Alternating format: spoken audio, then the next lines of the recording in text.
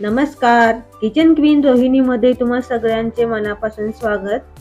आज आपण करणार आहोत मऊ लुसलुशीत एकदम रुमालासारखी बारीक तांदळाची भाकरी. आज आपण तांदळाच्या पिठाची उकळ काढून भाकरी करणार आहोत. इथे मी रेशनच्या तांदळाचे पीठ वापरलेले आहे. तुम्ही कोणताही तांदळाचे पीठ वापरू शकता. फक्त भाकरी करताना इंद्रायणी तांदळाचा वापर करू नका, कारण तो तांदूळ खूप चिवट असतो. चला तर मग भाकरी करायला सुरुवात करूया.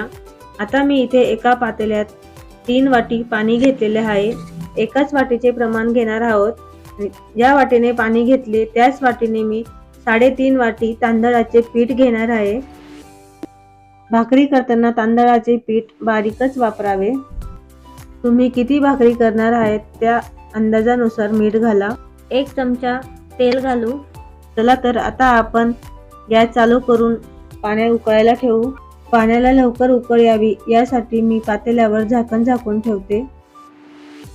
झाकण झाकून ठेवल्यामुळे पाण्याला लवकर उकळ येते. पाण्याला अशी खळखळ उकळ आली की लगेच आपण मोजून घेतलेले तांदळाचे पीठ घालू. पीठ टाकून झाल्यावर लगेच आपण चमच्याने किंवा लाटण्याने पीठ पाण्यामध्ये मिक्स करून घेऊ. पीठ टाकल्यानंतर गॅस लगेच कमी करायचा. आता इथे तुम्ही बघू शकता आपले पाणी पूर्ण पिठामध्ये मिक्स झालेले आहे. आता आपण गॅस बंद करू आणि 5 मिनिटं पीठ तसेच झाकून ठेवू. 5 मिनिटं आपले इथे झालेले आहेत. आता आपण पीठ एका परातीत काढून घेऊ. पातेल्यातले पूर्ण पीठ परातीत काढून घेतलेले आहे. पीठ खूप गरम असल्यामुळे मी ग्लासने पीठ मळून घेत आहे.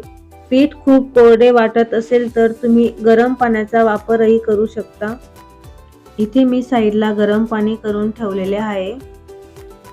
ग्लास थोडा गरम पाण्यात बुडवायचा आणि पीठ मस्त मऊसर मळून घ्यायचे आहे. आता पीठ थोडे गाढ झालेले आहे. आता मी हाताने पीठ मळून घेते.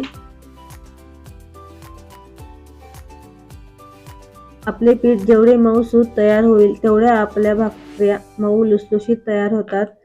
हाताने पीठ छान चोळून मऊ करून घ्या.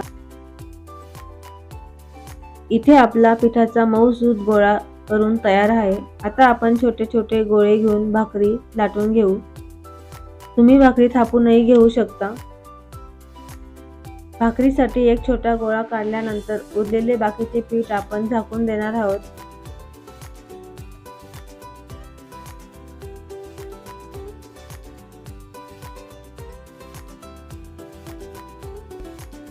तांदळाचे कोरडे पीठ लावून आता आपण भाकरी लाटून घेऊ. भाकरी तुम्हाला हवी तेवढी तुम्ही जाड किंवा बारीक लाटू शकता. अशा पद्धतीने तांदळाच्या भाकऱ्या केल्या तर 2 दिवसही खराब होत नाही आणि 2 दिवस मऊसूत तशाच राहतात. आता इथे मी भाकरी पूर्ण पोळीसारखी बारीक लाटून घेतलेली आहे.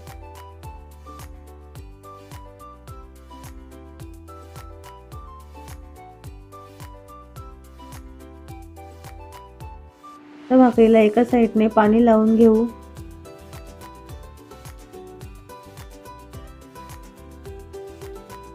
इथे बघा आपल्या भाकऱ्या किती छान पांढऱ्या शुभ्र आणि टम्म फुगलेल्या आहेत.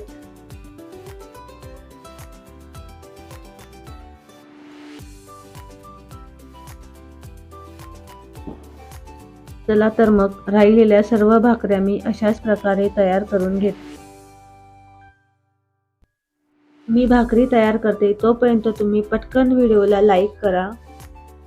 अशाच प्रकारे भाकरी तुम्ही करून बघा आणि भाकरी कशी झाली हे मला कमेंट करून नक्की सांगा. आज आपण तांदळाच्या भाकरी मस्त माशांच्या भाजी बरोबर खाणार आहोत. तुम्हाला तांदळाची भाकरी कोणत्या भाजीसोबत खायला आवडते हे मला नक्की सांगा. चला तर मग पुन्हा भेटूया अशाच नवनवीन रेसिपी सोबत. तोपर्यंत बाय बाय.